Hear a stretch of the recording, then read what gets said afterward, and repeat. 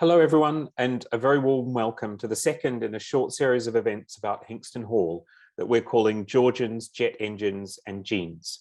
Tonight's event celebrates the moment that this site ceased being a place of residence and instead became a site for innovation in engineering and research. My name is Julian Rayner, and to give you a brief audio description of what I look like, I'm a white man in my early 50s with short, very grey hair and a very short beard. And if you'd like to address any questions to me tonight, my pronouns are he and his. I'm a genomics researcher. My research lab works on how malaria parasites evolve, how they invade human red blood cells to cause disease, and how to stop them from killing 500,000 children every year. But I also have the huge honor of being director of Welcome Connecting Science. At Connecting Science, it's our goal to enable everyone to explore genomics and its impact on research, health, and society. We work with public audiences, researchers, and healthcare professionals to help people from all walks of life to learn, discuss, and engage with genomics. We're based on the Wellcome Genome Campus, which is situated just a few miles out of Cambridge in the United Kingdom, and is also home to two great world-leading research institutes, the Wellcome Sanger Institute and the EMBL European Bioinformatics Institute. This campus is all about the science of genetics and genomics, which is very much all around us in the news right now, with non-stop headlines about COVID genome sequencing and the variants that they encode, many of which were identified right here by the Sanger Institute. But life on the campus didn't begin just 30 years ago with the arrival of the Sanger Institute. The campus is built on the footprints of the Hinxton Hall estate. And in fact, myself and many members of my team are lucky enough to have offices in Hinxton Hall itself. And on our day-to-day lives, it's very easy to take for granted the fact that we work in a grade 2 listed building. The hall and its surrounding buildings have really just become a regular feature of working life on the campus. And in fact, the courses and conferences that the Connecting Science puts on take place in what was part of the stable block and informal parlors and dining rooms.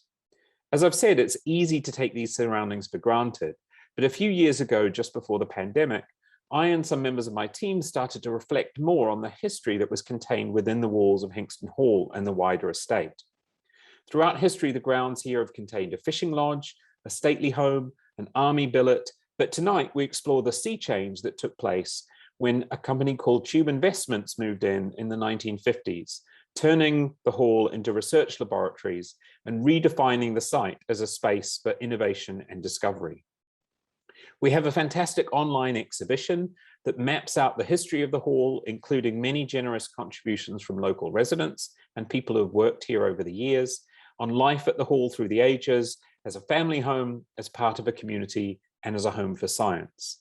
The Tube Investment story is included as part of this exhibition, and my colleague will post a link in the chat now to that exhibition.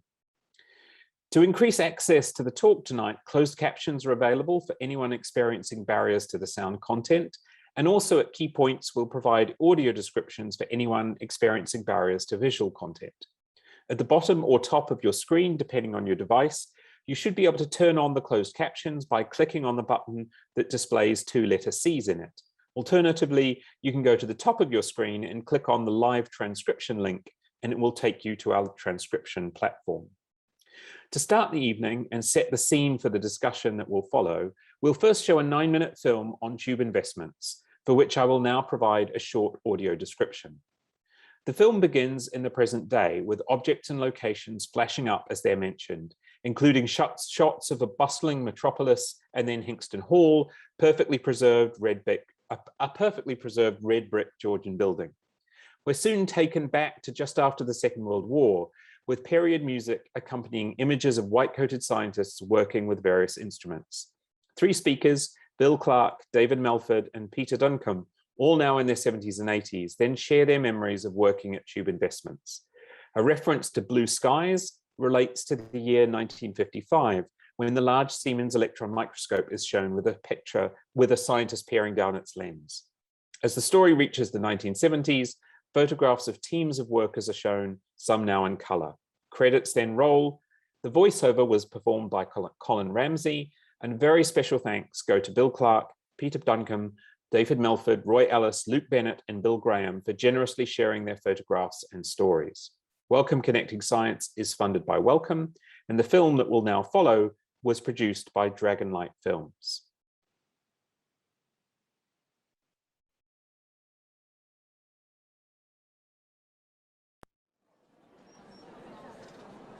Take a look around you. So many of the products that we take for granted today, from kettles and light switches to mobile phones and tablets, are made from a variety of metals and plastics. But who were the people who discovered the properties of these substances and how to manipulate them to create things that are still relevant to us in the 21st century? And what role did Hingston play in these discoveries?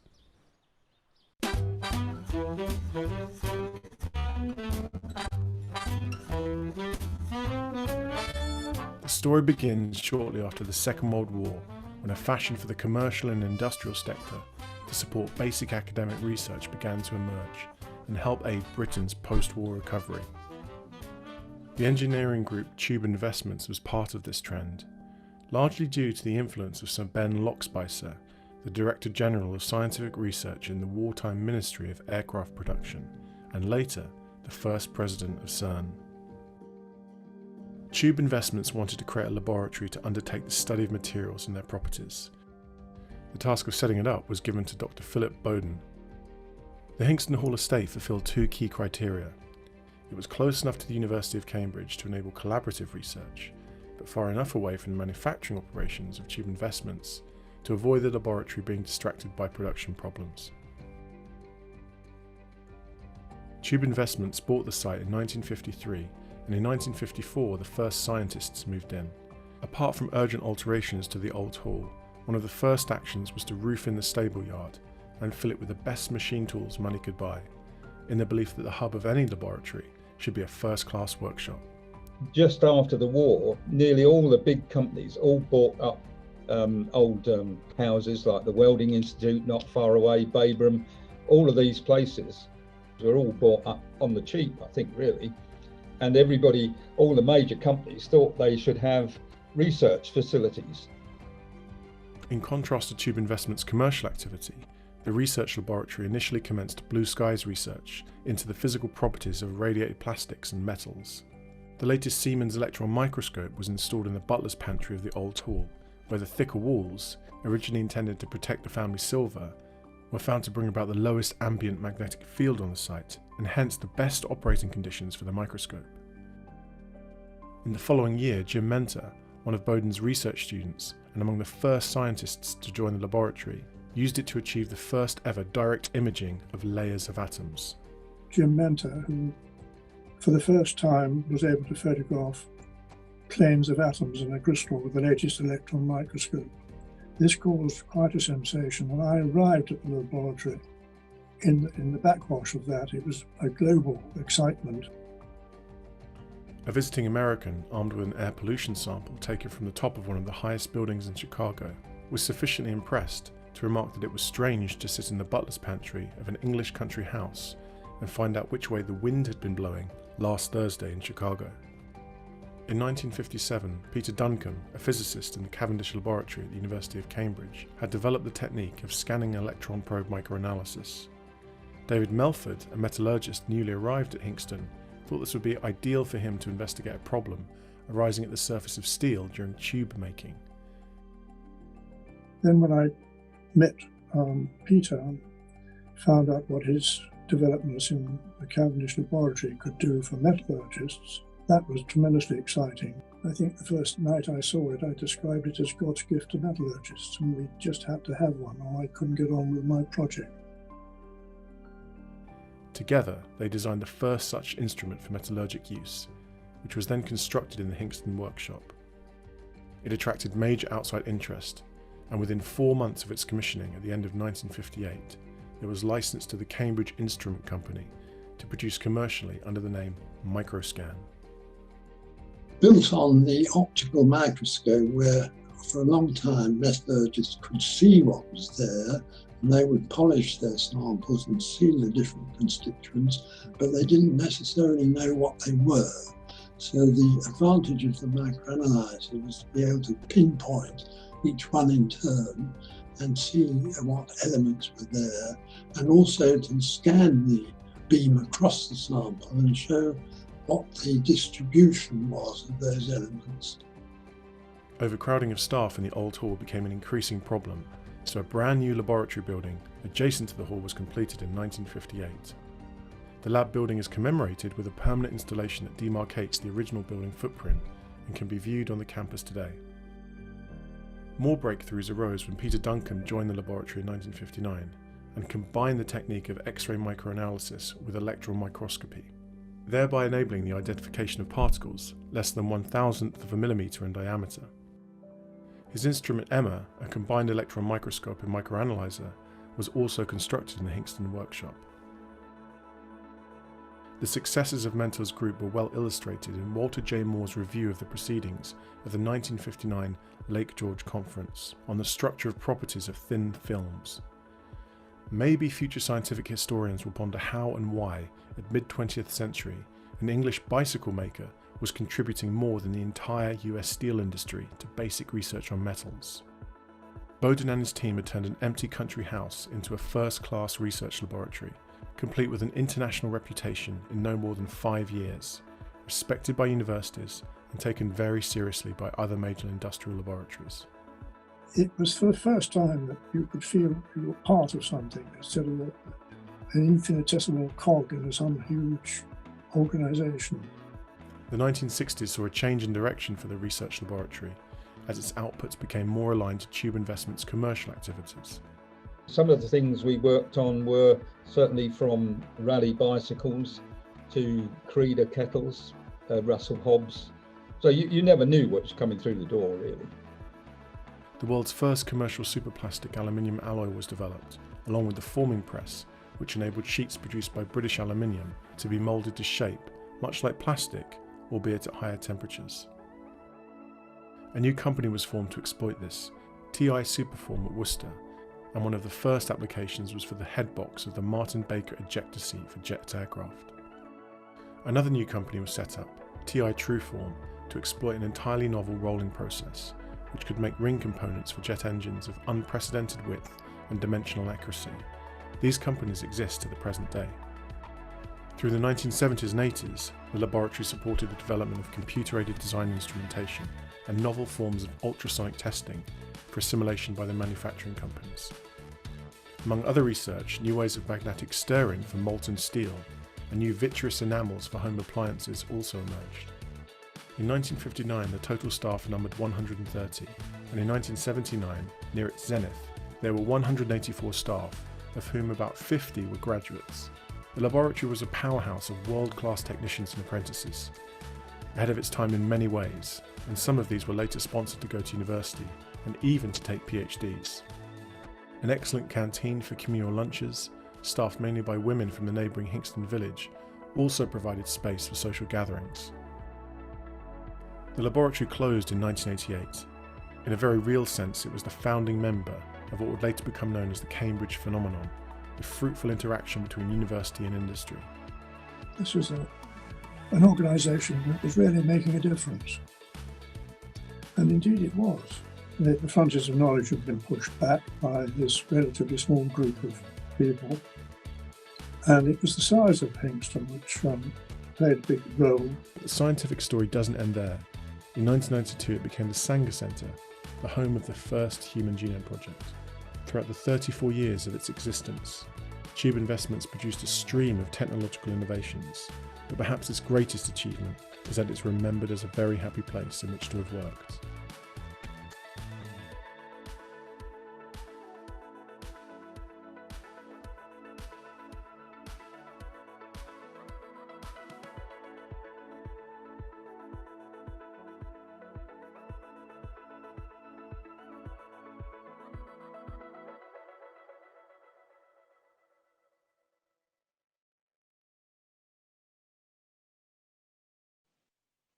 So I hope that this film has given you a flavour of this exciting time for science and innovation and captured some sense of what it was like to work at Tube Investments research laboratories at Hingston Hall. I have to say on a personal level that the words that the scientists used to describe that sense of camaraderie and excitement and real change in the air and being part of something big rings incredibly true with the feeling that's still present at the campus in the institutes today. We're very, very lucky tonight to have both David Melfort and Peter Duncan with us, who will be joined by a brilliant panel of researchers and innovators who continue in their footsteps, pioneering developments at the intersection of research and industry, and who will also provide us tonight with a glimpse into the future of this fascinating field of work. Just before I hand over to our chair for the evening, I'd like to take a brief moment to tell you all about the format and run through the event housekeeping. We respectfully ask everyone to participate in a spirit of curiosity and sharing, respecting different views, identities, and experiences. This platform is being moderated to ensure that it's a safe and inclusive space for everyone. Once I stop talking, the panel will chat for about 15 minutes and then hand over to questions from you. We'd love your contributions, so please don't be shy. You should see at the bottom of your screen a Q&A box, or it could be at the top, depending on the platform and device you're using. Please type your questions in there and do so at any time during the event, as soon as they occur to you. You don't need to wait to the end. As soon as you think of a question, type it in the Q&A box. Don't worry if it looks like you're the only one asking a question. All your questions will come to the amazing team behind the scenes who will collate them, and then we can cover as many topics as we can during the time. So now all that's left is for me to hand over to Kate Bellingham to introduce our panel in more detail. Kate is an inspirational engineer, broadcaster, and champion for women's opportunities in STEM. An Oxford University physics graduate, Kate started out as a computer programmer, then became a trainee audio engineer with the BBC. By the time she completed her training, she was already achieving success in front of the camera as a presenter on Tomorrow's World, the weekly live primetime TV show on BBC One. However, Kate remains close to her engineering roots. In 2003, she was awarded a master's degree in electronic communication systems by the University of Hertfordshire and is currently a part-time research student working towards a PhD at the Centre for Engineering Education at UCL, investigating the disparity in gender balance on engineering courses between different UK universities. After fronting Tomorrow's World from 1990 to 1994, Kate went on to host the children's ITV science programme Big Bang and Radio 5 Live's The Acid Test. It's my huge pleasure to welcome you. Thank you for joining us, and over to you, Kate. Thank you very much indeed, Julian. Thank you. So I'm Kate Bellingham. I'm a middle-aged white woman with long brown curly hair, and my pronouns are she and her. Now, I'm delighted to be able to welcome this evening's panelists. I'll mention their names now. They'll get more of an introduction when I actually come to them individually.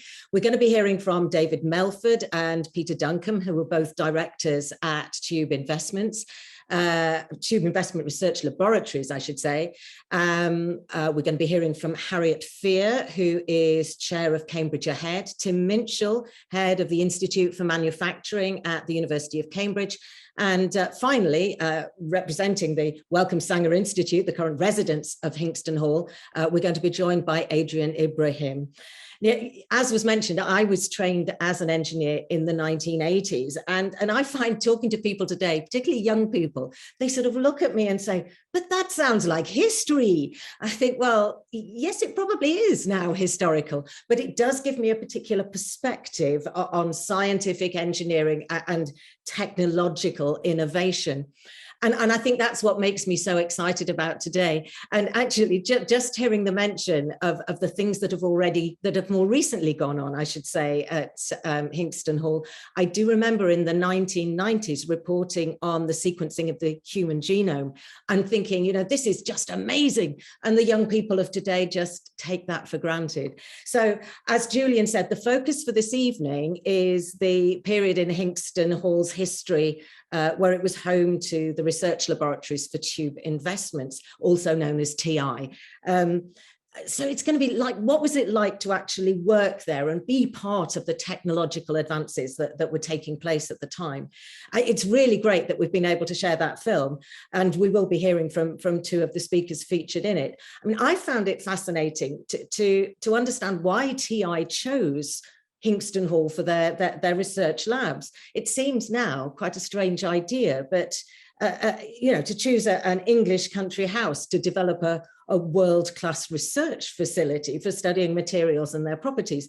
But that was the post-war mindset. We're also going to be taking a wider perspective, of course, and exploring the ways in which TI and other companies contributed to what is now known as the Cambridge phenomenon. And I'm delighted now to be able to introduce our first panelist. We have with us this evening David Melfort, former Director of Research at TI Research Labs. David actually comes from a theatrical family, but as a teenager during the war, he formed an ambition for a life in research. After his army service, he went up to Cambridge in 1949. He read, I call it metallurgy, but I understand I probably should be saying metallurgy. I might be corrected on that one. And that's where he got his PhD and then joined Tube Investments Research Laboratories at Hingston Hall in 1957, staying there until he retired 30 years later. Cambridge awarded him Doctor of Science in 1981, which is their highest degree awarded for distinguished research in science. And he was elected a Fellow of the Royal Academy of Engineering in 1984 and appointed OBE in 1990. So, David, you arrived at Hingston Hall in the late 50s, didn't you? I mean, it does sound like a really exciting time. So it'd be great if you could share with us what it was actually like being there, what it felt like working there. Oh, hi, I'm David. I'm a white male. I'm 94 years old, and I still have some fair hair. I'm sitting in my study at my home, and my pronouns are him and he. I joined Hingston Hall at the start of July 1957 and found I'd walked into an atmosphere of breathless excitement and apparently the focus of international attention. The brand new laboratory building wouldn't be ready for another year. Meanwhile, I was part of a relatively small group of scientists crammed into the old country house and being generously supported to do good science. Jim Menter, one of the chief scientists, had an office in the linen closet, and his electron microscope was downstairs in the butler's pantry. Less than 12 months earlier, the Royal Society, as you heard, had published his paper revealing the first ever direct imaging of planes of atoms. They were platinum atoms in a crystal of platinum phthalocyanide. A stream of leading physicists and material scientists from around the world were now visiting to see how this had been achieved. After a week or two in one of the maid's bedrooms, I was given a desk in the former dining room with about 10 others. And at this stage, my immediate boss, John Sawcall, presented me with a chunk of steel with a cracked surface. The cracking had taken place at high temperature while it was being made into a tube. Please would I find out why? This is actually the bit of metal. I don't know whether you can see it, but it has a small bit of surface still left, and it does have a crack in it. I soon realized that the only way I could make progress was to find the composition, some way of finding the composition of small regions in the surface, a few thousandths of a millimeter across. So I consulted Jim Menter, who said, go and see the equipment that Peter Duncan has developed in the Cavendish laboratory, which I did, as Peter will probably tell you. This led to exactly the sort of university-industry collaboration which the founding fathers of the laboratory hoped would happen. The result, as you've seen in the video, was the design and construction in the Hingston workshops of the first scanning electron probe microanalyzer for metallurgists to use. When this was complete, not only did it help explain the surface cracking problem, but it had quite unexpected consequences for the relationship between the laboratory and the operating companies. Those on the shop floor who'd heard what was happening at Hingston must have thought it an expensive irrelevance, and that didn't bode well for the future. Their attitude started to change when it appeared that our new resource could rapidly solve a production problem, or, for example, substantiate their complaint against a raw material supply with evidence that the latter could neither contest nor refute. In short, we could actually help them, and in a way which nobody else at the time could, and that was something they certainly hadn't expected. As the interaction between Hingston and the operating companies increased, a double-height engineering wing was added to the laboratory and some highly creative engineers were recruited, notably Bill Graham, whose aerial photograph is in the video. I'd like to say a bit more about one of their engineering successes, which only gets a mention in the video. Much of a jet engine is made of ring components fabricated from very expensive superalloys. These rings can be up to 0.5 meter in width and vary in wall thickness and in diameter along that distance. Traditionally, they had to be made by joining together several narrow rings, involving much welding, machining, and loss of time and expensive material. The Hingston engineers, however, had developed a rolling technology which allowed near-net-shaped rings up to that width to be rolled in one piece, leading to savings on many fronts and a better product. An American journal, Aircraft Engineering, for August 1987, records that collaboration between a TI company and TI Group's prestigious central research laboratory at Hingston Hall near Cambridge culminated in the launch of Trueform at the 1985 Paris Air Show. Now, I happened to be at that air show, assisting at another stand adjacent to the Trueform display.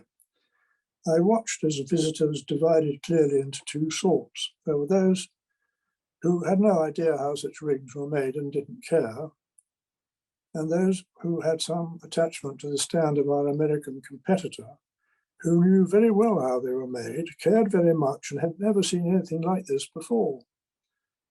They stared in almost shock at what they saw, ran off to fetch others, and it was rumoured that their technical director, arriving for work in the States, found himself on a plane to Europe at lunchtime. Stealing a march on the competition like that is a rare delight. Looking back on it, the laboratory was fortunate in many ways. Proximity to Cambridge helped hugely in recruiting technical assistants, many of whom were craftsmen of the highest order, and much that was achieved wouldn't have been possible without their skills. The fact that the laboratory was relatively small also meant that most people knew most people and found them very willing to share their expertise when asked. Altogether, I reckon I was privileged to have worked there, and I'm glad to have this opportunity to say so. So thank you.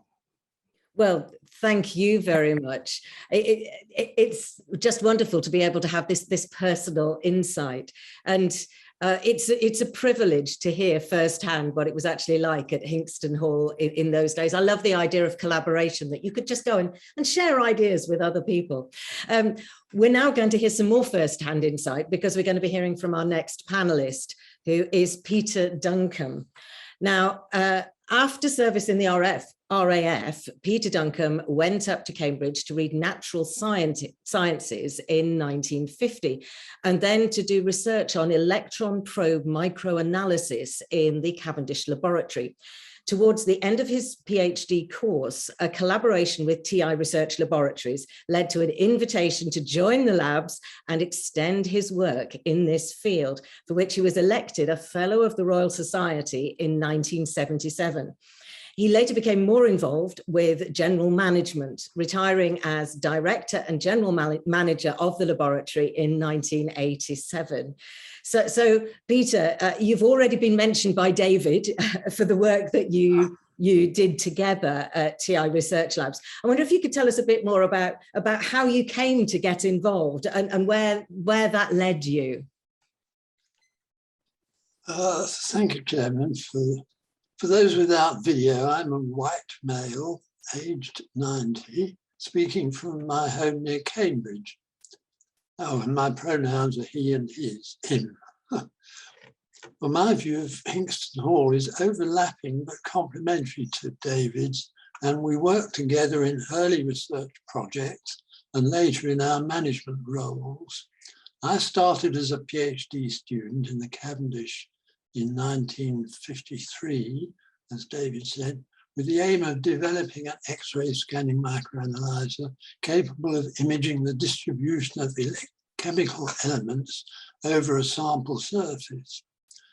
Well, the project was put to me by my supervisor, Dr. Ellis Coslet, who suggested contacts with relevant experience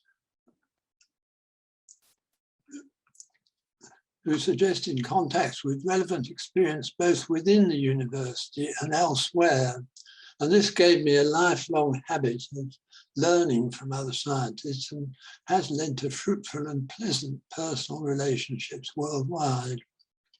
Well, to get started, I was given an old RCA electron microscope, which I modified to scan a finely focused beam of electrons across the sample surface. The X-rays so produced were filtered in a spectrometer, and images characteristic of each element were presented on a display screen, showing a resolution of about 1 micrometer, almost down to that of the optical microscope. It took me until 1957 to build a useful working instrument, and it was when I was close to submitting my PhD that I met David from the nearby TI research laboratories. And he appeared at my door in the Cavendish with a request to look at a cracked ingot sample from one of the steelworks in TI.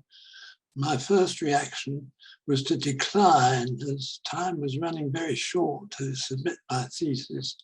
But at the very last moment, when David's hand was on the doorknob, I can still see it, I changed my mind and agreed a day's work with him. In that short time, we found that trace amounts of copper and other metals had segregated to the grain boundaries in the steel, causing cracks to open up in the surface, which had been a major problem for years. Well, TI immediately wanted an instrument of their own and invited me to collaborate with David to design and build one for their general use, later known as the microscan, as you've heard. This led to me joining the laboratory in 1959, and other developments kept me there until I retired as head of the laboratory in 1987, with David as director of research. One day's work in the Cavendish had determined our paths for the next 30 years. After further improvement, the design of the microscan was offered to the Cambridge Instrument Company, who engineered it for production, and they sold some 80 instruments worldwide. Well, during the 1960s, I had charge of the microanalyzer group, so-called, developed further aspects in this rapidly growing field.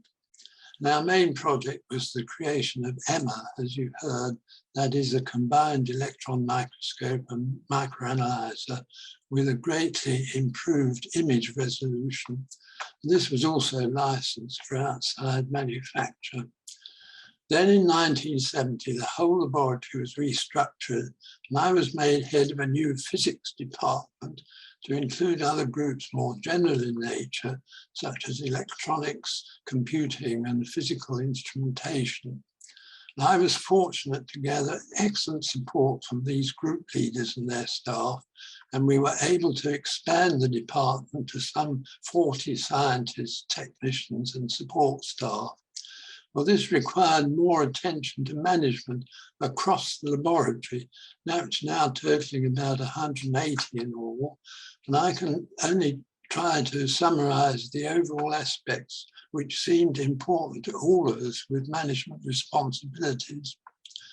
In general, we needed to optimize the pathway between good science, wherever it was carried out, through applied science and technology to product design and manufacture on the shop floor. And all this is a long path to tread.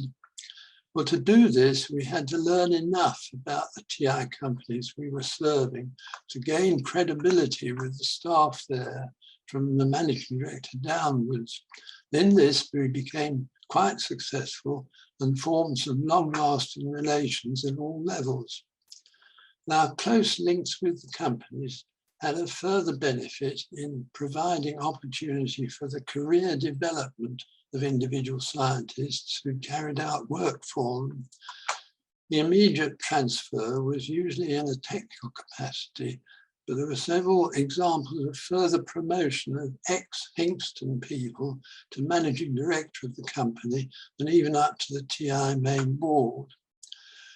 In this short summary of TI's research labs, I've steered off detail of the actual work, consisting of long and short-term projects for the many companies in the group. Rather, I've tried to give a flavour of the transition from science to the shop floor and the importance of personal relations and teamwork. And the image of a white-coated scientist alone in his laboratory is rarely true, but the creation of new ideas debated with others and executed with skilled assistants was our pattern. There are many names at all levels that deserve mention, but for which there's no space. Thank you. Oh, well, thank you very much indeed. It is fascinating to have this insight, not just about what it was like when you initially joined, but the development of how things changed and the interaction between the other aspects of TI, as well as the research within the research labs itself. And I'm sure there are going to be questions from the audience for both Peter and David. We'll be coming to them at the Q&A session after we've heard from all the panelists. But as Julian said, feel free to type in your questions at any point when they come to your mind. So thank you very much indeed to Peter. Well, we're now going to be widening the perspective and looking more broadly at the Cambridge area and how that mix of academia, business and industry has developed over the decades. To talk us through this, we turn to Harriet Fear. Now, Harriet was a diplomat for over 20 years with the British Foreign Office, and she served in 17 countries in various roles, including Deputy Ambassador, Head of Press and Public Affairs, and Head of Commercial Services. But half her diplomatic career was spent in the commercial field, helping SMEs trade internationally. And for 5 years, she was head of the government's National Life Sciences and Healthcare Trade team. She's worked at the heart of the Cambridge business ecosystem since 2003 and was awarded an MBE in 2016 for her services to healthcare and life sciences. Harriet is currently chair of Cambridge Ahead and director of Cambridge And, a new inward investment service for Greater Cambridge. Harriet, thank you very much indeed for joining us. Now TI was part of the post-war Cambridge phenomenon. Can you tell us a bit about how this period paved the way for the innovation that's happening today and really how the economic powerhouse came about that the area is now known as? Well, thank you, Kate, and I'm really delighted to be here and thank you for the invitation. So I'm Harriet. I'm a white female in my early 50s, and I'm here this evening talking to you from just in front of my fireplace in my cottage in Suffolk, and my pronouns are she and her. Yeah, so when I was asked if I would talk about what you've just described, Kate, the notes I jotted down about Tube Investments was Trailblazer and Blueprint, and I think just hearing from David and Peter there, it's ridiculously clear, scientifically clear, that company was absolutely at the front and centre of the developments and the foundations that have been laid for the phenomenon that we have today. So many of us are familiar with the Cambridge phenomenon, which really started to burgeon and explode in the early to mid 80s. And that really was a heady cocktail, a concoction of collaboration, coming back to that point that David just made and Peter made about people. This is all about people. So that cocktail of the presence of the university, and obviously that was a big driver for Tube Investments in the early days. But it's not just about the presence of the 800-year-old university. Back in those early phenomenon days, I wasn't privileged to be in Cambridge at that time, but talking with people who were there and experienced it at the time, there was a really strong mix of deep entrepreneurial spirit right across the city and beyond. There was money that was available to put in to back research and organisations. world-class science and research, as we've just seen, from 20, 30 years earlier, and really great early stage companies, and the likes of ARM, the likes of commercial service providers like Cambridge Consultants. So really brought together in a sort of big bang moment, to come back to your background, Kate. Part of the rationale for laying that foundation as to why Cambridge is so strong today. So that brings me to where we are today. And I think one of the things that in my Cambridge Ahead role, which is all about looking at the long-term sustainable economic development of Cambridge from the lens of 50 of our largest research organisations, universities and businesses, all of our membership are very conscious that the growth that Cambridge and the greater Cambridge ecosystem has seen is not about growth for growth's sake. The knowledge intensive sectors of life sciences and healthcare, of advanced manufacturing, and of technology in all its senses.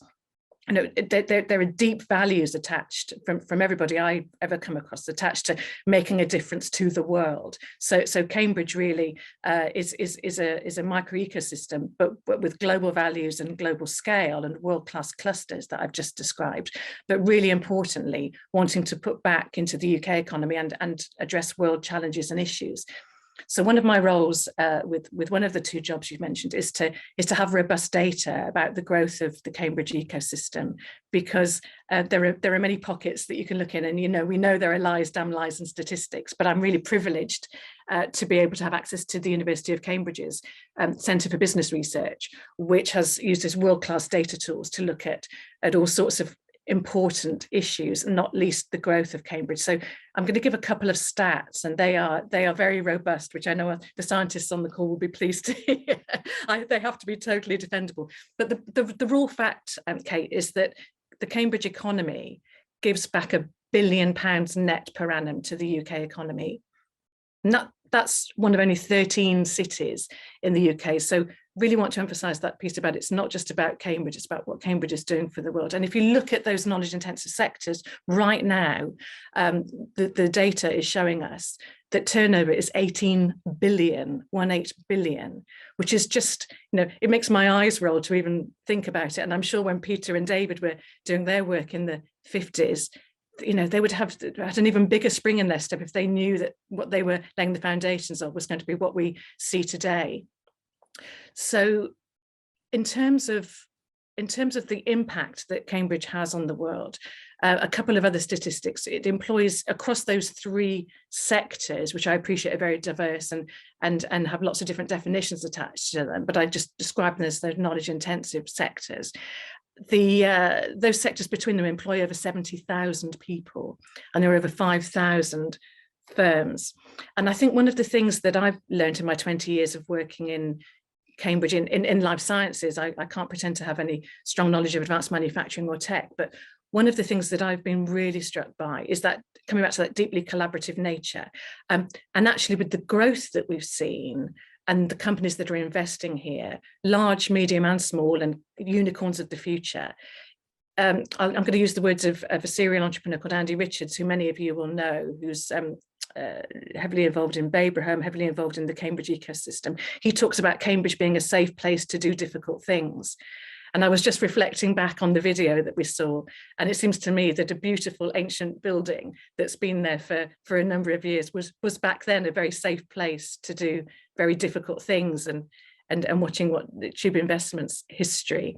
So if I draw out a couple of examples in our post-pandemic world, we've obviously all individually and collectively been through, seismic change in the way we all live our lives in the last 18 months.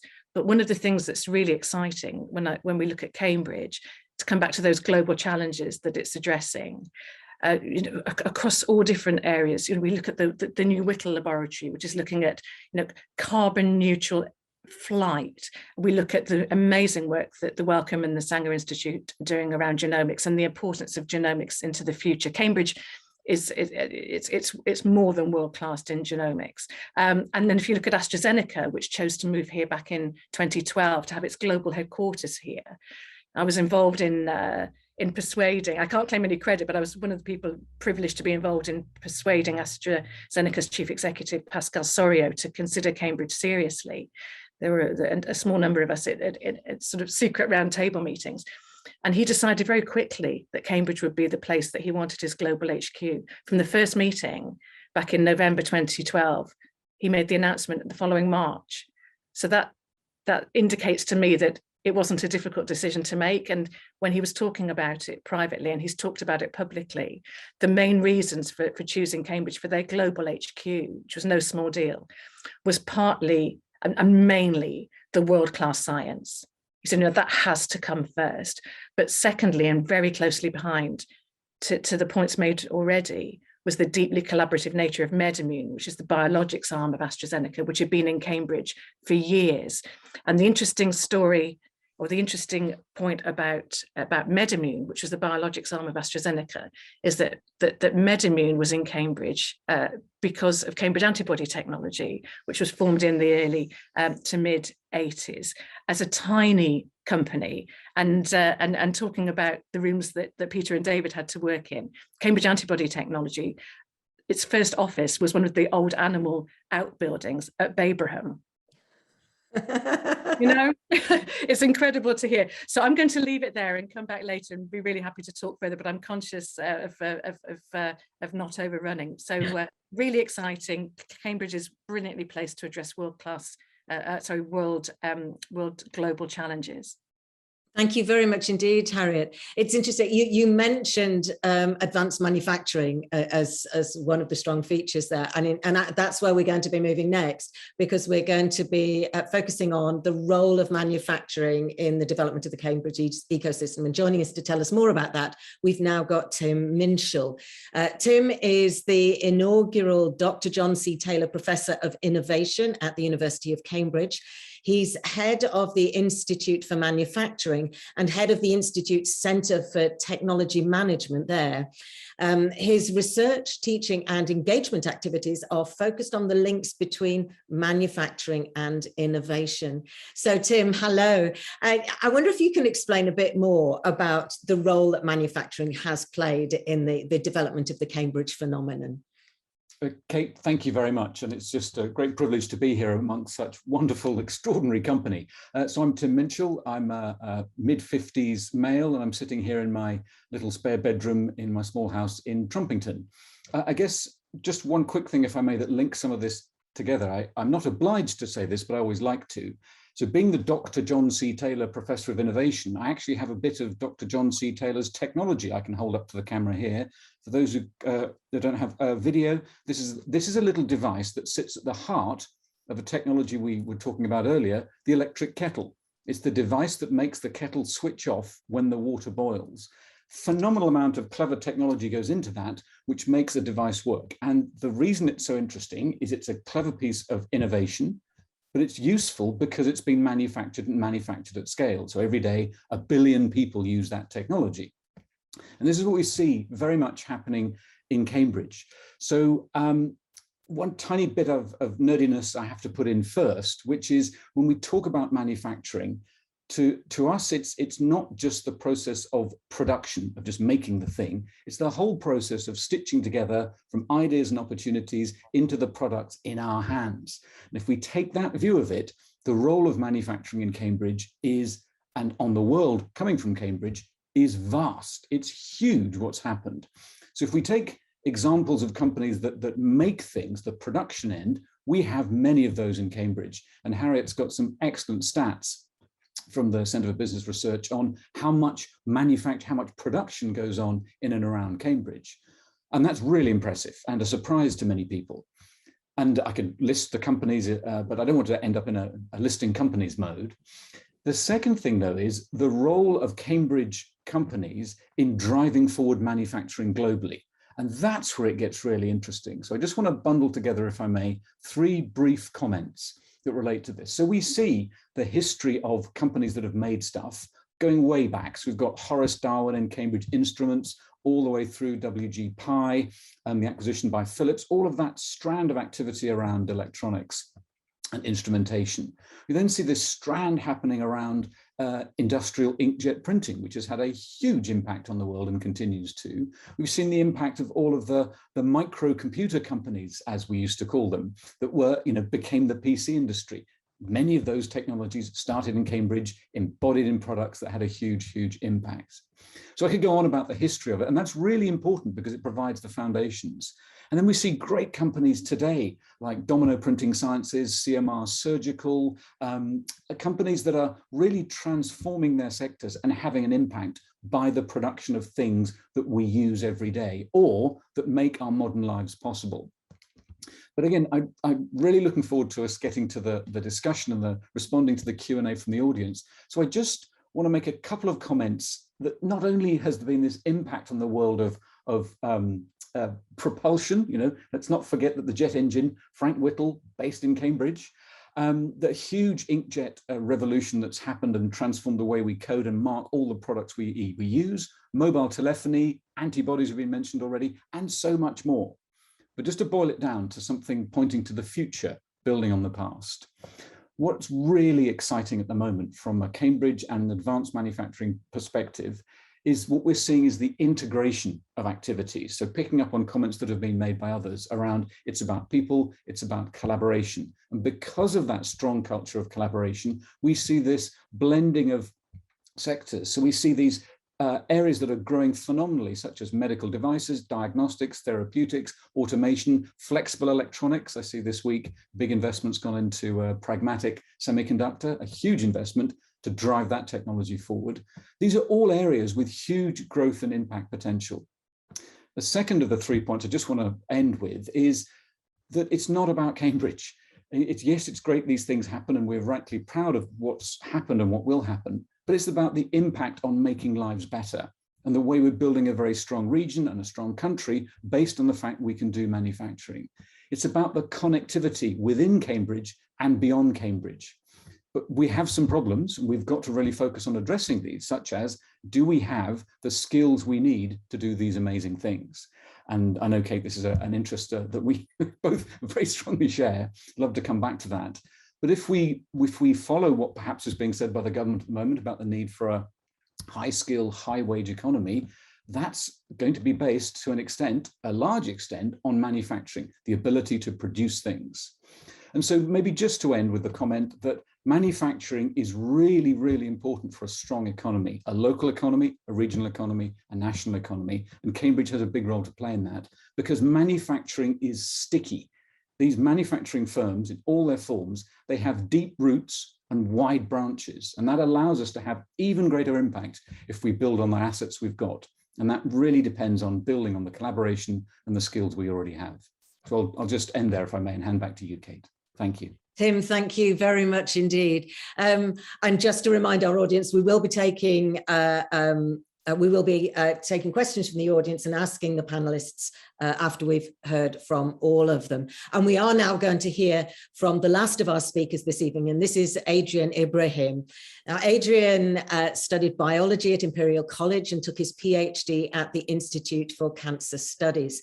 Following a period in structured finance, Adrian joined Cancer Research Technology in 1999.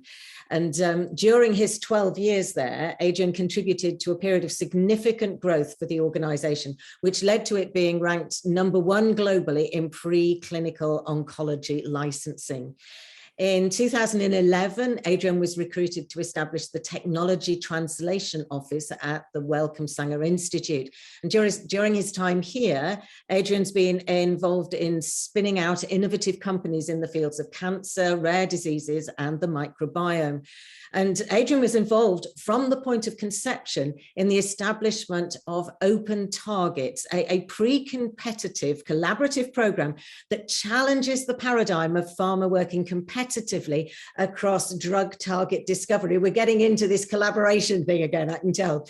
Most recently, Adrian has co-founded Mosaic Therapeutics, a new Sanger company focused on improving outcomes for cancer patients. Now, Adrian, hello. Harriet and Tim have both been talking about the Cambridge ecosystem. And I wondered if you could now bring us right up to date with what's actually going on in Hinxton Hall related to all this. And perhaps, how does it feel like to be in a place with such a history of technological advance?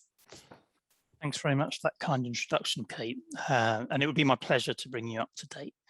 I'm a Black 50-year-old male of Caribbean descent. My appearance is fairly heavily weathered by my 4 children, and I largely blame them for my advanced state of balding. I'm sat in a dimly lit room at the desk of my 17-year-old son, and I'm surrounded by chemistry, Latin and maths A-level books. I'm pleased that none of you can see the state of the floor around me, and looking across to the bowl on my right, I've eaten too many pistachio nuts today.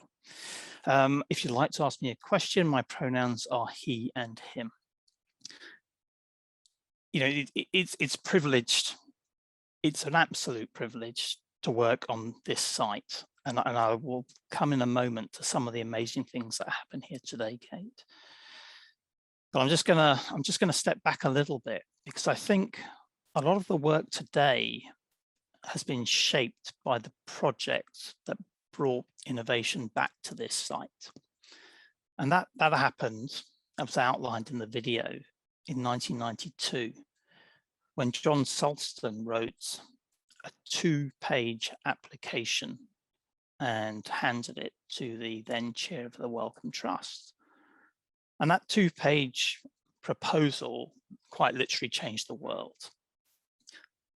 John could see that we were making advances in our ability to sequence at relative speed. And he thought that we needed to change the level of ambition about how we interrogated and read genes. So John proposed that we map the entire human genome, all of the genes in the genome. We didn't even know how many there were. We weren't even close. Now, at the time, this was bold, this was visionary. It was ambition on a global scale. And in keeping with the themes that we've heard about today, this could only ever be done through international collaboration. And it was an international consortium that delivered the human genome. Now, really, really importantly to this site and to the innovation that's happened on this site and everywhere in the world since relating to genomics, that human genome program had to be open. It had to be open research. And by that, I mean, all of the data was put immediately out into the public domain. You know, the view at the time, and it was absolutely correct, was this was a foundational asset of truly immense importance and value. And the best way for us to innovate collectively to benefit society was to give everyone access to it. And all of those characteristics define what happens here today. Now, by placing the Human Genome Project on the Hingston site, we created what I often refer to as a privileged site. And anyone who has been here will know this. The physical grounds are stunning. They're truly beautiful. They're open. They're calming. The building design is amazing. The scientific infrastructure is the envy of pretty much every other research institute in the field in the world. And the people are nothing short of exceptional. You know, if I steal words from a former colleague of mine, he said, if you can't do great research on this site, you can't do great research. Everything is really honed to innovation and pushing boundaries and being ambitious. And the work today, it carries all of those hallmarks of scale and collaboration and vision, and the people are no less brilliant as well. I've picked out a couple of examples. It's hard to pick just a couple of examples, but I have. So our bodies, they're made of tens of trillions of cells. I'm not even sure how many zeros there are in tens of trillions, but it's a lot. One of our programs is the Human Cell Atlas. This is a 2,000-person international collaboration. And in the way we map the entire genome, they want to map every individual cell in the body. And they want to do it at the level of the individual base within the genome. And they want to understand how cells interact with the cell next to them, and how that presents in a state of health and what changes in a state of disease. And that will provide the basis for so many points of intervention across so many areas of ill health. You know, it's truly a project that you think it could never end, but it has that same kind of global ambition, that same scale. Another one of what I consider to be sort of basic research programs that is similarly impressive is what we call the Tree of Life. And it's the Sanger arm of the Earth Biogenome program. And this program aims to sequence life on Earth. You know, it's difficult enough to conceive of actually aggregating and getting samples of life on Earth, let alone understanding their genes and their genomes. And, you know, we start that at the Sanger by leading on the 70,000 species in the UK. And again, it's this sense of trying to do what is almost impossible to do. Now, I marked 10 years in the innovation office at Sanger last month. I have a favorite program, and it's the Deciphering Developmental Disorders program. So every year we have thousands of children born in the UK and of course elsewhere with undiagnosed developmental disorders. Delays that are physical or neurological or often both. And at the time that we started this program, they had no diagnosis. The diagnostic yield, as we called it, was around 1%. And families would take something in the order of 9 years and 60+ appointments to get any sort of indication, and often no indication, as to what was driving the condition in their children. And the Sanger researchers answered a really simple question. They said, you know, can we learn something if we look at the genes of these children and we look at the genes of their parents? And they became the first organization in the world to act as a hub, a national hub. We placed a nurse in each of 23 genetic centers in regions across the country. We got a sample from every child born with a developmental disorder and from their parents. And we started to look at the genes, and we started to make connections between parents and support for families. And as technology progressed, we started to understand more and more about these. And this led to Genomics England being the first national program to look at whole genomes, and the formation of companies like Congenica to try and understand and improve that diagnostic yield and provide knowledge and certainty to families. And that will then give you the basis of therapeutics. And what that has done in that period, it's moved that diagnostic yield from 1% to over 50%. It's provided interventions for some people, and it's provided the basis of therapy for some of these individuals. Adrian, it sounds absolutely amazing what is going on there. It's truly inspirational, and the elements that Harriet was talking about, which is it's not just about thinking it in business terms, it's thinking about it in terms of the work that's going on. It's transforming people's lives. It's absolutely wonderful to hear about what is going on in Hingston at the moment. What I would like to do now, if it's okay, I'd like to move us on to the Q&A, because we do have some questions coming in here. I will say to our audience, I'm not going to be able to ask all of them, that we have rather too many, but I will go through a number of them and see if I can answer your questions. The first one is a very precise one, and I don't know who's going to be able to answer this one. This is from Robert Davis, and he said, I think a microanalyzer can be seen at the Cambridge Museum of Technology. Is that the case? Do we have some of this kit that was created or invented at TI Research Lab? I can see somebody nodding their head. Okay, who would like to answer first? Go on then, Peter or David, you choose. Well, the answer is yes. Is that true, David? we help it get there? Oh, right. I remember the opening of it about a few years ago, not so long ago, but it is there to be seen. That's wonderful, because so even though we can't experience firsthand what it was like there, we can see an example of the equipment. I can add one thing to that. It was number 14 made by the Cambridge Instrument Company, and it went to Pilkington's originally. Wonderful, thank you. Thank you for clearing that up. There's an interesting question here, which is, it's from John Henderson. Hello, John. And he says his question is to all. as innovation is central to the government's industrial strategy, how do we encourage the return of such facilities like Hinxton, which had an enviable reputation in pushing new ideas and curiosity? Now, I'm wondering, actually, if we might go to Harriet first for this, because I'm wondering if you're going to say, we do have things here, but perhaps just they don't look like TI research labs used to look. Harriet, would you like to start us off? Yeah, of course. Thank you.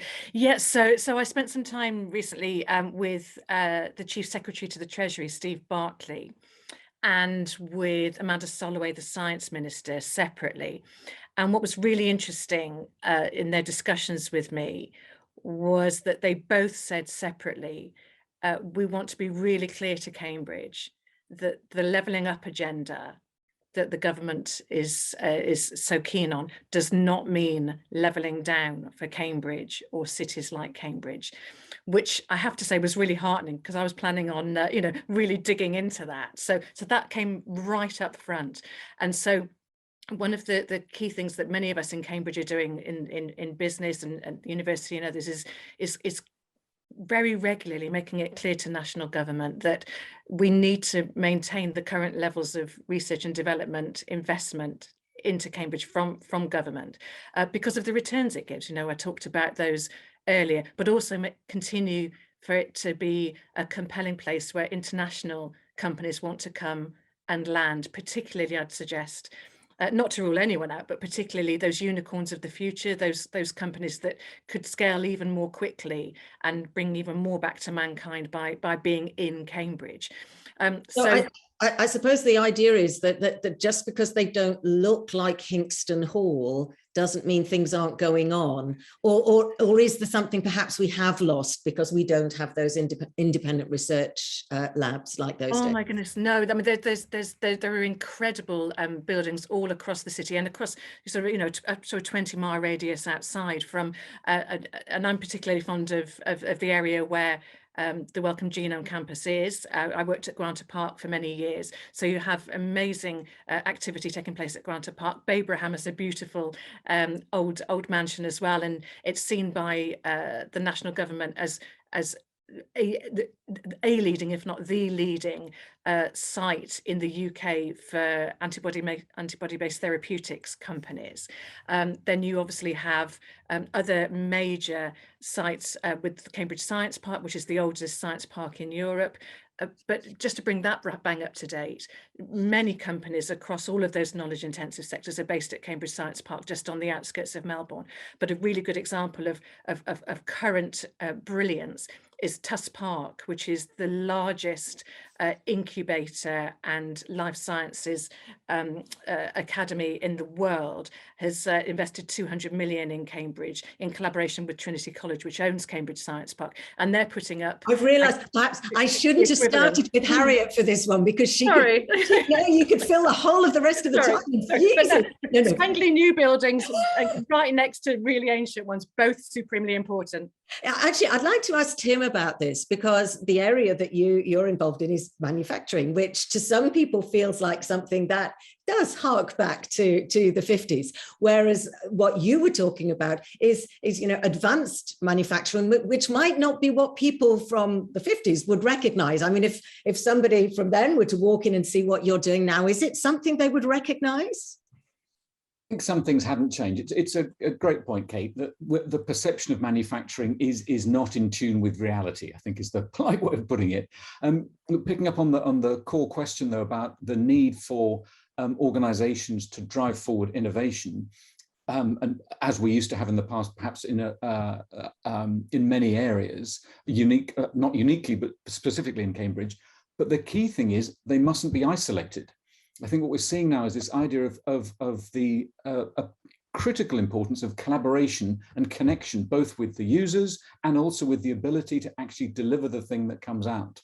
And I think something has changed a little bit, which is the idea that we put people away and say, don't be bothered with the troubles of the world in manufacturing, which makes complete sense and used to make a lot of sense, to something which is, you need to have a bit of that. You need to understand not just what the problem really is, but if you're going to deploy this, what are going to be the problems of and I think this is Cambridge's biggest hand it can still play, which is the ability to scale up in every sense, to scale up the solution, to scale up the business, and to scale up the manufacturing process to allow that to happen. Again, I can talk until I'm blue in the face about manufacturing, but I'll stop there.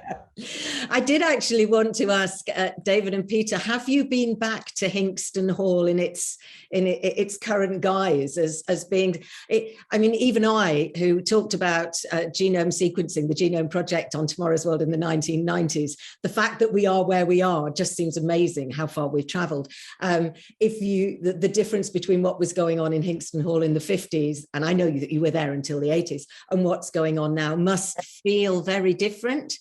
Have you had the chance to go back and have a sense of what kind of creativity is going on there now? Peter? No, I haven't, no, not.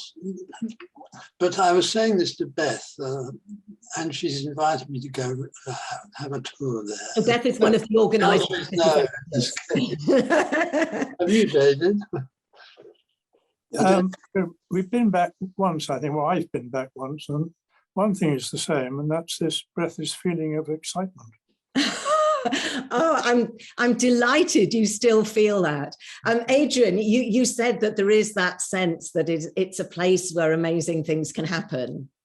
It is. And no matter what I see and what I have seen, I'm always more excited about what I'm going to see, because the rate of innovation increases year on year, but also the culture of researchers wanting to push their ideas into application and to be part of it is greater than it's ever been.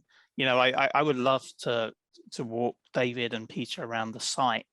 You know, it has grown, it continues to grow, it diversifies, but it maintains this sort of highly differentiated focus of excellence. We have 2,500 to 3,000 people focused in one area, and any two people can meet in 3 minutes in the centre for a coffee. We've got a question that's come in here, which I think is wonderful. It's from Irina, who says, many scientists have highlighted the role of canteens and tea rooms as a key location for collaboration and new ideas. Do Peter and David agree with this view? And Adrian has just said he does.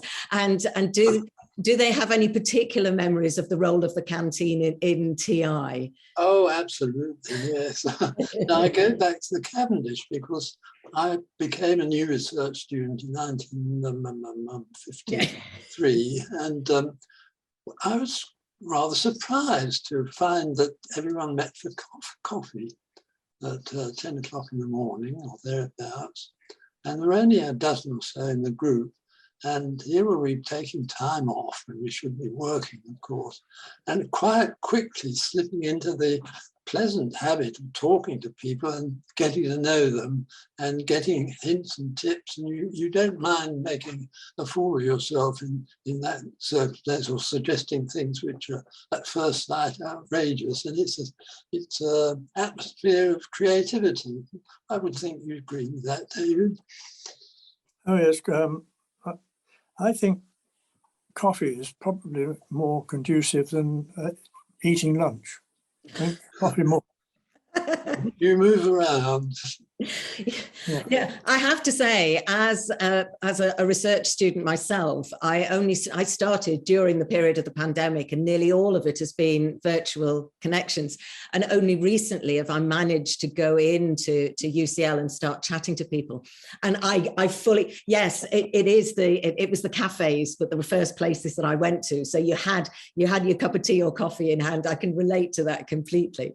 I'd like to share with you something that Ian Menter has, where's my question? Yes, Ian Menter has said, it's a statement really. He said, my late father, Jim Menter, would have been 100 this year and would have been very delighted at this evening's celebration of Hinxton Hall, where we almost lived as a family at one point.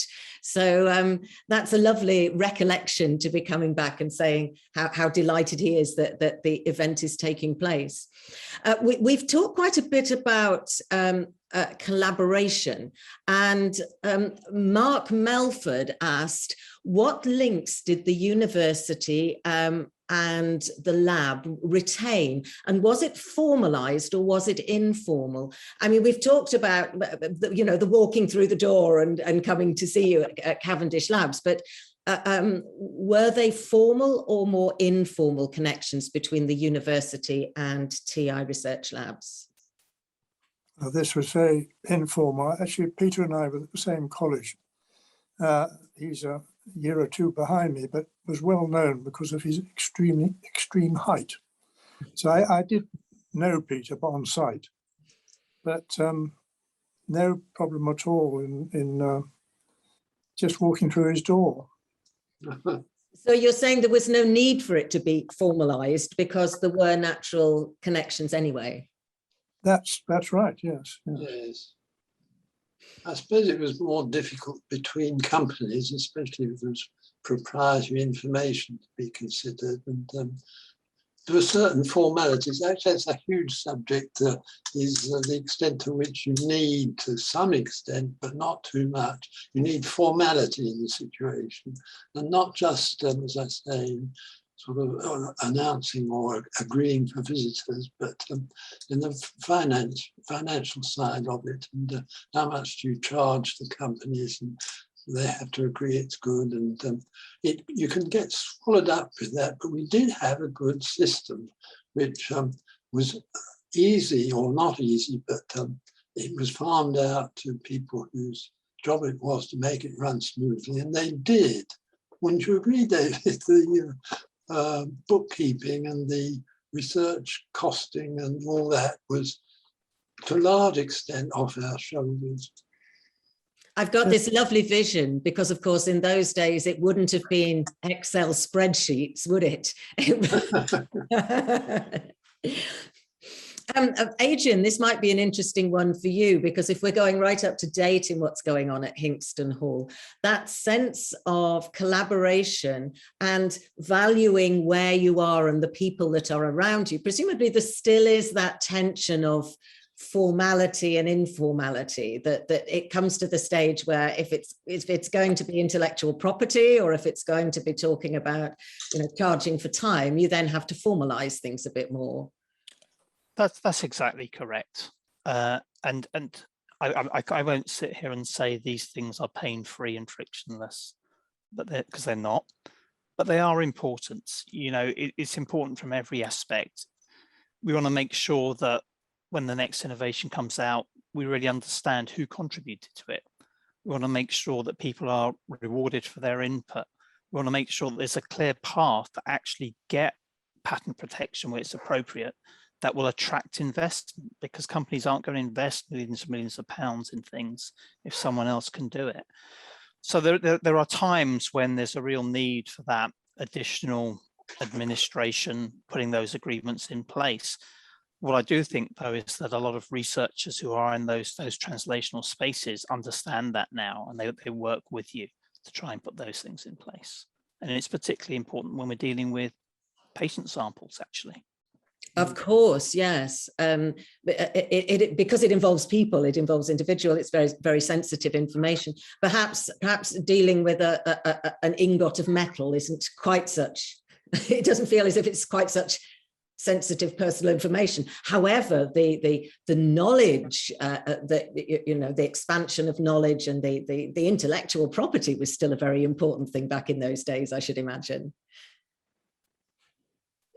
Actually, I was thinking we haven't got very long, just a couple more minutes, but there is a question here that is about outreach, and I'm just going to make sure I can see if I can find it, which is the question is from Bill Graham, and it was initially for Tim, talking about manufacturing being key to releasing the added value inherent in science-based good ideas. And there's not generally a good understanding from young people coming into employment, and how outreach initiatives improve the situation. I think this is actually something broader, which is in all the areas that we're talking to, and Tim knows this is a passion of mine, is that maybe people people don't understand quite what's going on in STEM, and particularly how fast moving it is. Is there a sense in Cambridge that you can work together to explain what amazing facilities you have there and what an exciting place it is to work?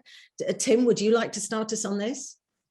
Sure, just a couple of quick comments on that. I think you're absolutely right. There's challenges enough around making sure people understand the value and the excitement of science and technology generally, but then to go a step further and say it's also about how those things get used. That's also a really exciting and interesting challenge. And the only reason we have products in our homes and in our lives is because somebody went from the science and technology into something that could be made. We need to be much better at that. We're making really strong efforts in this, but there's so much more that could be done. And one of the things is exposing people, and when I say people, I mean everybody, from children to parents to teachers to those who might go into this, to actually see stuff being made. And this is one of the things that's really tricky. We just don't see that happening anymore because we can't access, for all sorts of good reasons, safety reasons, actually seeing inside factories.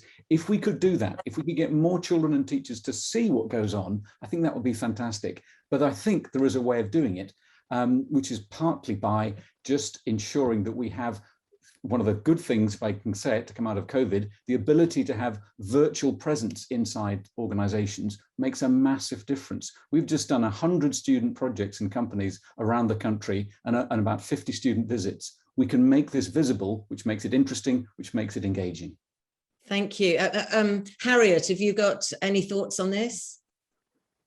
Yes, I mean, it's clear when I talk to other world-renowned clusters like San Diego and Berlin and others, you know, every knowledge-intensive city talks about the importance of the pipeline of talent, you know, and big companies like GSK and others say to me that, you know, they will invest in places where it's guaranteed that there will be people that are qualified to do the most important jobs and right the way through the pipeline. So nurturing and exciting our young people. A lot of research has been done recently which shows that actually young people often make decisions about the way they want to go as young as 7 or 8. So actually, you know, programs that go into schools are supremely important. I must make a big plug for the Cambridge Science Centre, which has this at its absolute heart, and is an amazing place. It was an amazing place to physically go to, and it does lots of online activities as well. But there is a really big need for young people, particularly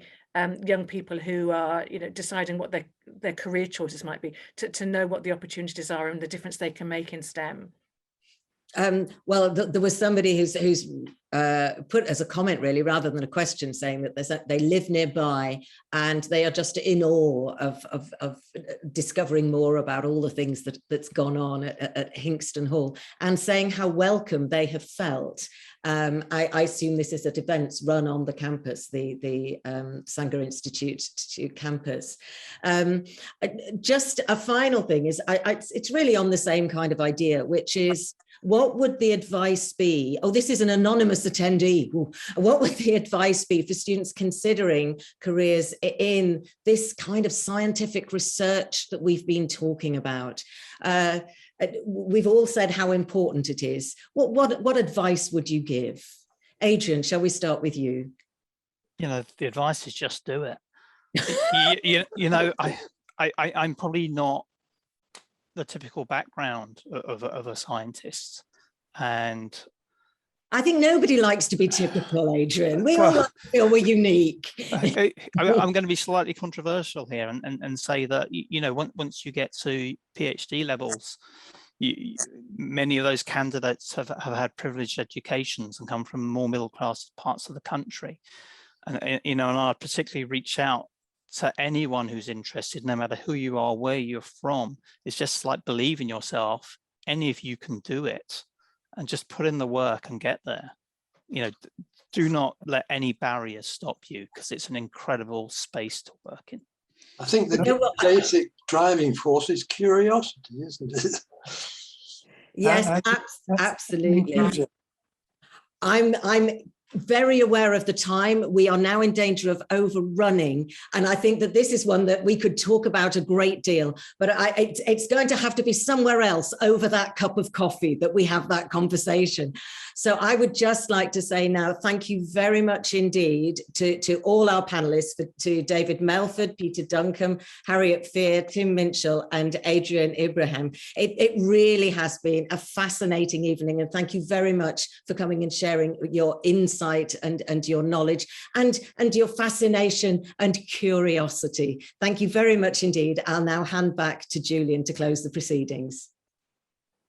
So, I mean, I can only echo Kate's words. A huge thank you to you all, to the panel, David, Peter, Tim, Harriet, and Adrian, and also to you, Kate, for your boundless enthusiasm and really expert sharing. I mean, I was just absolutely entranced. It was fantastic to see so many things resonate of the past experiences of science and the current experience of science, which is about the sheer excitement and the sense of community and the chance conversations across coffee. I also loved that we picked up on the importance of making science open so that people see it as a career option for everyone. And I would just wholeheartedly agree with Adrian at the end. You know, science is at its best when the best ideas are thrown in together. And if the best ideas to be thrown in together, we need scientists come from anywhere and everywhere.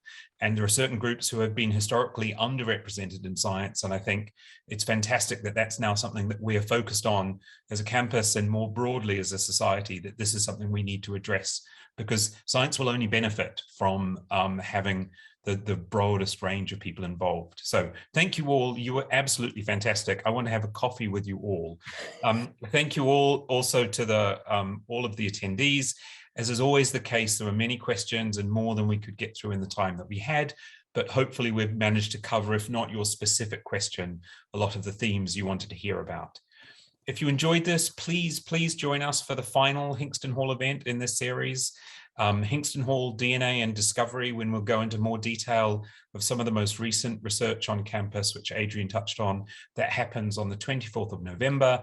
And as I say, that's the most recent chapter in the Hall's fascinating story, beginning with the landmark mapping of the human genome 30 years ago that paved the way for the cutting edge research that happens today, including the contribution of the campus to the UK's crucial COVID-19 surveillance effort. I'd also really encourage you all to explore the Georgians, Jet Engines and Genes exhibition online at Genome Gallery, which explore many of the areas we've touched on tonight in more detail. We really hope that we can welcome you back to our gallery and campus in person before too long, but in the meantime, do check out the website. We'll put a link in the chat to our events page and to the Genome Gallery. And at the bottom of the page, you can also sign up to our events newsletter to keep informed about future events. We'll also put links in the chat to useful resources connected to the panelists and the panel and our discussions tonight. And finally, we'll also post a short survey. Please, if you can stay online just for a brief period of time to answer that, that would really help us. It's very important that we hear your feedback, and that helps us improve future events. Finally, if you'd like to watch this again or share it with your friends, we'll be posting the entire discussion online on our Genome Gallery website in a few days' time. So that's it. Thank you again to all of our participants, to the panel, to the chair, and to all of you for joining. Take care, stay safe, and hope to see you back again for the third episode in this series.